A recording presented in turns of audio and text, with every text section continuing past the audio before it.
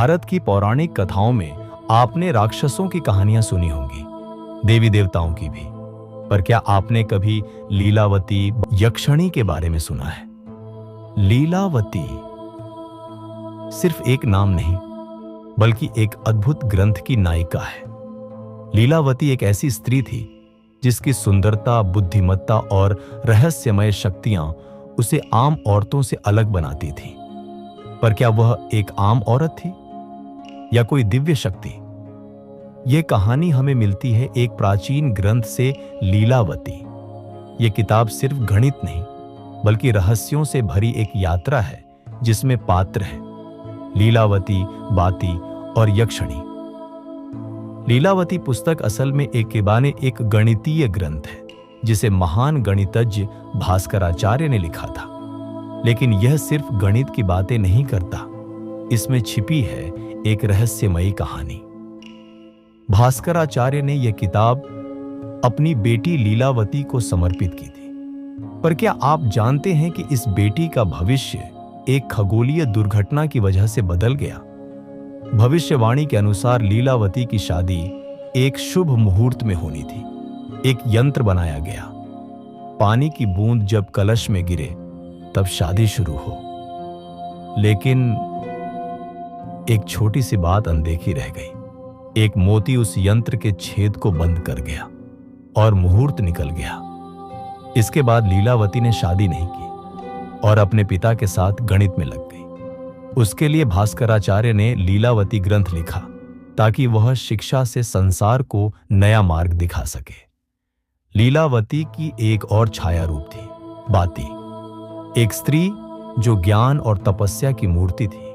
कहा जाता है कि बाती एक साध्वी थी जिसने अपने तप से यक्षिणियों को भी मात दे दी थी। उसके तप के सामने यक्षिणियों को झुकना पड़ा। परंतु बाती की कहानी इतनी सीधी नहीं थी। वह स्वयं एक यक्षिणी भी बन सकती थी यदि वह इच्छित तो। अब आते हैं यक्षिणी पर। यक्षिणियां कौन होती हैं? भारतीय लोक कथाओं में यक्षिणियां अद्भुत शक्तियों से भरी स्त्रियां होती हैं।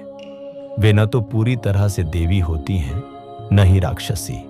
उनका अपना नियम है, अपनी दुनिया और अपनी चालें। लीलावती की कथा में यक्षिणियां कई बार मार्गदर्शन करती हैं, कभी डराती हैं, कभी परीक्षा लेती हैं। वे ज्ञान की रखवाली करती हैं और जो उनके रहस्यों को समझ ले उसे मिलती है दिव्य दृष्टि। लीलावती सिर्फ एक कहानी नहीं, एक प्रेरणा है। भास्कराचार्य ने गणित जैसे जटिल विषय को एक बेटी की ममता से सजाया। उन्होंने सूत्रों को कविता में पिरोया और उन्हें पात्रों के माध्यम से जीवंत बना दिया। आज हम कहानियां पढ़ते हैं, वीडियो देखते हैं, लेकिन उस समय की यह कहानी हमें एक बात सिखाती है। ज्ञान केवल पाठ्यक्रम नहीं होता, वह अनुभव और भावना से पैदा होता है। क्या लीलावती सच में थी या यह सब सिर्फ एक प्रतीक है?